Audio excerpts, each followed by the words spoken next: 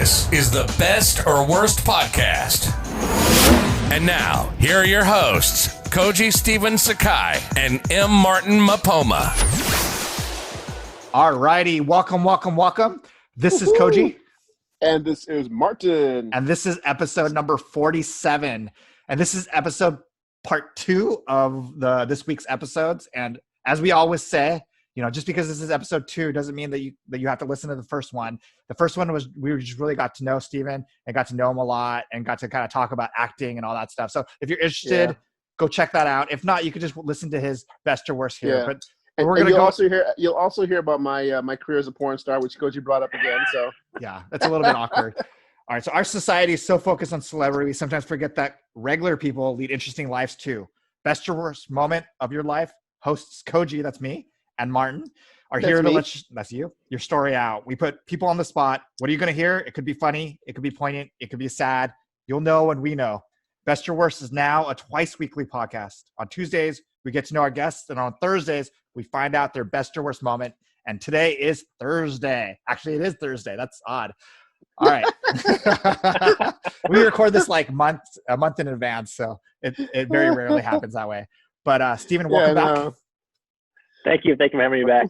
Stevan in the house. So Martin, because I just talked a lot, I'm gonna let you decide if we want to hear Stevan's worst or best moment of his life. This is starting to become a habit. I feel like I want to hear his best, but I don't think we've done anyone's worst in a while. Yeah, we haven't. No, we should do it worst. I agree. And while you think about it, Stu, so one of the things that we tell all our guests is that don't think of the moment. I know you're not married and I know you're not, you don't have a baby, but if you did, we would ask you not to choose those moments because obviously those are like really happy moments or really if somebody dies, like in your family, like that's going to be a sad moment, unless those are really important for a specific reason that other than the people dying or living or getting married. Yeah, and having a baby. If they like really resonate with you, but I am going to go with Steven's worst. All right. Moments. Well, I think I'm going to do something that nobody's done on your show before is kind of like, both the moments, not just one moment, but it's going to be like a collective of events in my life that were both best and worst. Wow, this is new. I love it. Let's do it. So I think it's just for me, I'd say like the different milestones that you hit in your life. Mm-hmm. Say like graduate high school, graduate college, turn 21, get your first car, get your first apartment, so I would say that those moments were the best for me and the worst for me, because when you graduate high school, when I graduated high school, I say, okay, like I felt this proud moment of like, I've achieved something, and now it's like I've done the same for the past 12 years, and then it's like I said, I'm really proud. It's like I've gone through all this stuff. It's like a whole growth, like the whole arc of my life at the time, of the 17 years at the time. But at the same time, it is the worst time in my life because the past 12 years it was so regimented, 7:30 I start school, and then 2:30 3:30 I'm out, and then when I played sports, had practice. So I was like, now what do I do? And I think so, like all that had just came to a stop abruptly, and so it's like, damn, I'm happy, but I'm sad at the same time. And then I went to college, and that was a great time. And then when I graduated, it's like, okay, now what do I do? You know what I mean? So it's like it's a great time because again, I achieved something significant in my life, and now it's like now you got to go out to the real world and make money and work. And then another time was when I got my apartment in New York, when I moved from Detroit to New York. I said, okay, cool, it's time to lease, sent my check and everything. I said, okay, cool, I got my apartment. And it's like, that was a time where I was like, okay, now I'm a grown up. I felt, like I'm off of my parents. I'm on my own. But it was like, damn, now I got a monthly bill and I got to pay everything in myself. I got to take care of myself. So that's like, these things are best and worst. And then when I got my car, it's like, okay, again, I feel like a grown up because I have I purchased my first car, but then it's like, damn, I got a monthly payment of a car note. That's the worst time too, you know. So it's these little moments in your life that you feel proud of yourself to, you know, and you have achieved something, but at the same time, it's like, damn, I've done this, but now there's other things that I have to take care of. Does that make sense? Yeah, definitely. I mean, I love that. So let's go to the first one when you were in high school and kind of graduating high school and you felt like you had achieved something great, but then you felt like you needed, at that point, if you go back to that moment, what did you think you would be doing with your life? Where did you think you would be going? Did you have any ideas? Like, No, I had no idea. Well, it was, yeah, because during your senior year in high school, they're like, you know, okay, what do you want to do? Like, figure out the rest of your life. You know, I graduated, you know, when I was 17, so you know, it's like, okay, now you're asking a 17-year-old to figure out what they want to do for the rest of their life. It's kind of hard, you know. I mean, you know, some people know what they do, what they want to do. If they want to be a police officer, a doctor, lawyer, whatever, that's great. But somebody like me is, you know, I'm still trying to figure it out. So I did the next logical thing, which was going to college. So that, I think that kind of prolonged my my having to figure out the rest of my life. And then when you graduated college and you'd achieved that goal, and then you kind of were at that precipice again, did you have any thoughts on where you were, what you were going to do next, or was it just like trying to figure that out at that point too?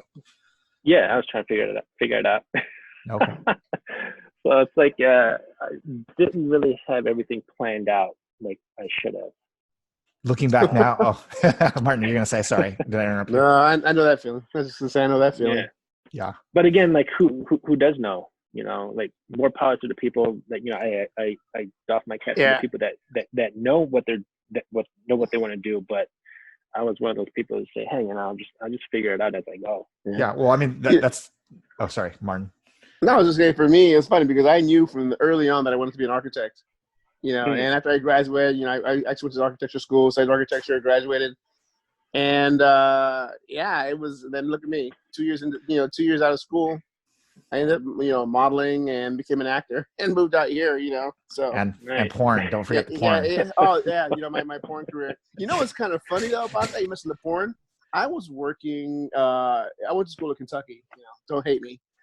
And Kentucky Wildcats, woohoo! But when I was working in Cincinnati at a photo house called Austin Busey. And anyway, but it's funny because one of the guys that I was shooting stuff with was a porn actor. He was a porn actor, and I don't know how it worked because he would do stuff. You know, back then they were really cool about it, called adult movies, but. Yeah, he was the closest I came because I remember he had to go to New York, and the lady who was booking us was like, I said, where's he going? Oh, he does porn on the side, and I was wondering how does that? I love how it's he is always like, that was good that you're pretending somebody else was you. Oh yeah, he had to go to New York. And I asked them about, and yeah, I understand. It's all good. It's all good. Wait, yeah. I'm telling my story in the third person. Wow.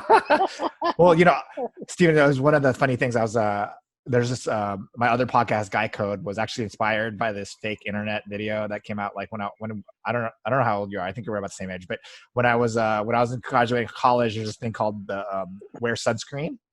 It was like a song where it's called Wear Sun, like it's all an advice video. But anyway, it turned out to be a hoax, but. Shit. Sorry. Ooh, it's not me. Yay. I know, it's always. Well, and so one of the things they say in that video, or that song, that I always thought was really interesting was that if you, the most interesting people don't know what they want to do when they're 20, and the most interesting people I know still don't know what they want to do when they're 40. And so I think that there is something to that where you're constantly learning. And the other thing I was going to say real quick was that. That's the difference between like a Cal State school and a UC school, is that a Cal State school is really literally they're meant to like teach you a specific skill, like accounting, something that you can do right after college. And that's what you do for the rest of your life. Whereas a UC school is a theoretical school where you don't really learn anything actually physical, like where you can actually do it after graduate. but what they're teaching you is how to learn. And so that in the future, as you move through your careers, you might not know how to do it, but at some point you'll pick up, like yourself, like, you weren't a writer, producer, director, but you knew how to learn, you knew how to get there, and you got there. Right. So I think that's what's really amazing with your stuff. I mean, do you still feel like you're still at that kind of moment in your life, or do you feel like, do you feel like you've achieved something? What do you feel like? No, I'm still I'm still at that point where it's like, okay, like, well, I definitely want to go further into the industry, because, yeah, like I said, I always thought I was going to be in some kind of entertainment, so I'm in it, and I feel like I'm good at it, so I'm just going to continue with it, but still there's always going to be something to learn and learning process with all this, What advice would you have given yourself when you graduated high school? If you could look back now and talk to yourself at that moment. Oh, wow. Travel more. Why? Why would why? Don't worry about the money. Don't worry about the money. Oh man, we could do a whole show on what advice I would give myself, or at that age. Yeah. I can go back and give myself advice. One of my really close friends was he came from a wealthy family, and his grandpa died, and his but my friend was kind of not a nice guy. He was kind of a dick, and he got his grandpa, basically, because he knew his grandson was not a nice guy, he basically gave him all this money, but the stipulation was he had to travel for a year by himself, and he had to go to every continent except for Antarctica on his own, and he had to prove it. And so he went, and he was kind of bitter because he had to take a year off of school, it's college, and he had to go around, and he couldn't travel with his girlfriend or his friends or anything. And then eventually when he came back at the end of the year, he was a totally different person. He was a much nice. He was Wait, are you serious? Yeah, because he came back and he was just because traveling for a year by yourself around the world, seeing everything, it totally changed. I mean, he was not. I mean, the money, like most of it in the beginning was about him trying to get the money, and by the end, it was not about the money anymore. It was about how much money is he gonna get? Like money that he would never have to work again, kind of money. Wow, he was Japanese? No, he was Asian American, but it was kind of random. But it was really interesting. I mean, but it was because his grandfather saw that he wasn't a nice guy. He just wasn't a good guy, and he really was like, I'm not going to give this fool money unless he changes his ways. And are you guys still friends? Yeah, we're still friends. That's really cool, dude. So, I mean, he had to go to every continent? Yeah, he had to prove that he was at every continent, and I don't know how they proved it. I never asked him that, but he had to prove that, and he couldn't go with anybody else. That was the stipulation. That's crazy. I'd love that though. Yeah, that's pretty cool. Yeah. That's pretty cool. I'm like, yeah, well, traveling, I think, just makes you a more well-rounded person, because if you stay where you grew up and stay in one place, you kind of get, what the blinders on, so yeah, narrow-minded, very narrow-minded. Yeah. So you only see what your surroundings is, and you don't open your eyes to anything. Like, when you travel, you see how other people live in other cultures, it kind of puts things into perspective, and it's like, it's much bigger than your 3 square miles that you live in, I'm missing something. Did I hear the advice you'd have given your 17-year-old self? Travel more. Did I travel more? Oh, that's right. What about you, Koji? I would tell myself to start writing more earlier, that it's okay. Cause I was resistant to my writing early. Yeah. I was writing a lot already, and I was still doing a lot of my writing. I didn't think of it as a real career for a while. I had to go through a lot of other stuff. Like a side hustle. Yeah. I was my side thing, and I just did it on my own, but I wish that I could have just spent more time and really went with it earlier. Cause I was already by 15. I knew I wanted to be a writer. Really? By 14, I knew I wanted to be a writer. I just didn't think it was I looked around and I didn't know any writers. Yeah. I looked at and then I had Asian parents, and there's a lot of things that were going on that didn't allow me to think that a writing career was a viable career, So I think that if I could go back, I could tell myself that it's okay, that, because sorry, one thing real quick. No, go ahead. The same advice even on the Guy Code, one of the things I always talk about is that, and what I would tell people is that you can make money in anything. You know, if Yeah, you can. like you could be like, you know, one of my friends was like, if you really want a job that was never get replaced, become a plumber. Because a plumber is forever gonna never, like, you always need somebody to come in your house and clean, like to take care of the sewers or to clean your, or a you know, mechanic too. well, mechanics are different because of the computer systems, even because they're even No, getting. that's true. But like you literally need somebody to, like, if your sewer's backed up, if your like bathroom, if you need to build something in a house, you need plumbers, right? And it's just, I don't know. But police officers make a ton of money. Yeah, people make a lot of money without going to college. But you know, it's what's the difference between somebody who makes really good money versus somebody who's fuck. Why is my phone keeping? Sorry. You know, it's funny. I take that opportunity. It's funny. I always used to think, you know, what I would tell myself at 17 or 18 if I go back. But I feel like, you know, and I've done some dumb things. Dating probably the one thing where I give myself better advice. But I feel like every decision that I've made brought me to where I met my wife and I had my son. I really do. Because, you know, I tell myself all the time, oh, maybe if I'd worked harder in college and architecture school, because it kind of came easy to me, and being immature, I could have done a lot better than I did. But if I had done that, I feel like I would have gone into a full career in architecture, possibly. And my path would never have crossed with my wife, and my son would never have been around. And I truly feel like my son was meant to be here. So that's one of the things that I don't necessarily think that our paths are determined. But I do have a belief in destiny, because I feel like my son needed to be on this earth. And every choice that I have made since, you know, before, you know, that led me to him, now that he's born, I would go back and give myself advice 8 years ago, you know, and, you know, do better. Well, let's talk about a little bit about your worst side of the best or worst, because you're saying that kind of in the same moment, you know, if you could have calmed yourself down at these precipice moments, right? How would you have calmed yourself down at those moments if you could go back and talk to yourself? Because I know that, like, it's scary because you don't know where you're going to go. You don't know what the next step is, right?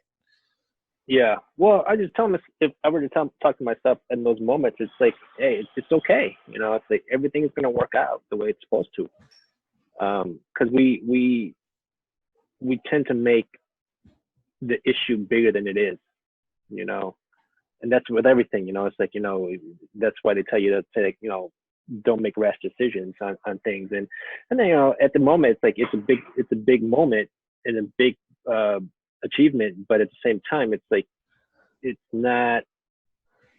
You got to look at the grand scheme of things instead of like that little small microcosm of your life at that time, right? Yeah. Does it really matter if my 17-year-old self, you know, it's like you have the rest of your life, so just don't you know, don't worry about it, because you don't really have to figure out the rest of your life at that moment. It's okay to just figure things out, right? Yeah. I think that your best or worst moments are really interesting, because I think a lot of people forget how scary those kind of turning points in your life. You know, everyone always thinks about how wonderful kindergarten was because they had no worries, but just because it feels like they have no worries now, thinking back about kindergarten doesn't mean that kindergarten itself did not have a lot of stress.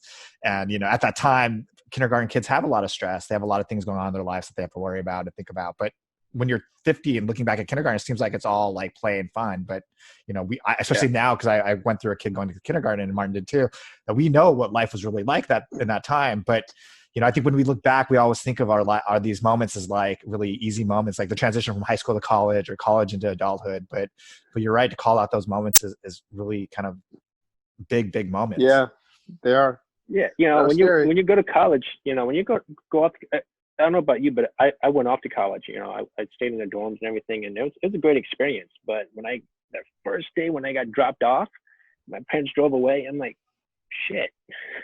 Now what? Because, you know, again, because there's always somebody there to tell me what to do. Yeah. You know, it's like, hey, you know, go to bed, eat dinner, whatever, study, do your homework. And then now it's like, I got to do that on my own at 17 years old. And that's why the kids who are like, have like really strict parents, they go wild in college in the beginning, because for the first time they have like nobody telling them what to do. But the kids that have like normal adult parents who usually like, they're like, oh, well, this is not that. I mean, it is different, but it's not like, oh my God, total freedom. But But thank you so much. Where can people follow Yeah. you? Where can people follow your work? Where can people follow what you're doing? What you're up to? You can follow me on Instagram at BBE_Chantastic. So that's my Instagram. I think that's the best way. Okay. I'll put a link in the show notes for everybody to be able to see it. By the way, I love your Instagram. Yeah, that'd be great. That's a really great Instagram tag. What is it? Be Chantastic. Be Chantastic. Yeah, it's great. It's awesome. I gotta look it up. It's perfect. But I'll put it on the list. I'll put it on the show notes so everyone can hear it. But Martin, do you want to share something with our wonderful audience? Yes, wonderful audience. Please rate, review, watch the show. Go to our website. And when you go to our website, find the survey button. Click on the survey and take our survey. And if you do, we're giving away Koji's own graphic novel about the Japanese-American unit in the World War II that fought. The graphic novel is called 442. It is educational. It is a beautiful piece of literature, and it is awesome. So go to the website, Best or Worst Podcast.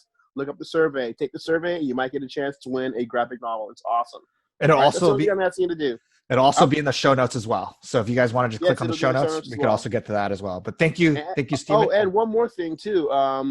Call the phone number, leave a voicemail for us. The number is Koji. I don't have it ready. We're only doing one thing each episode. You're throwing everything off. But I'm so excited. Scratch that part. But go to the website, take the survey, get a book. yes, How's thank that? you, thank you, Steven. Thank you, Martin. Steven, thank you so Thank much. you, Koji. Thank you, Martin. Really appreciate it, and thank you everybody for listening. Be Chantastic. That's stuck in my head now. Yeah. That's awesome. All right, thank you guys. Bye. Thank you. All right. Bye.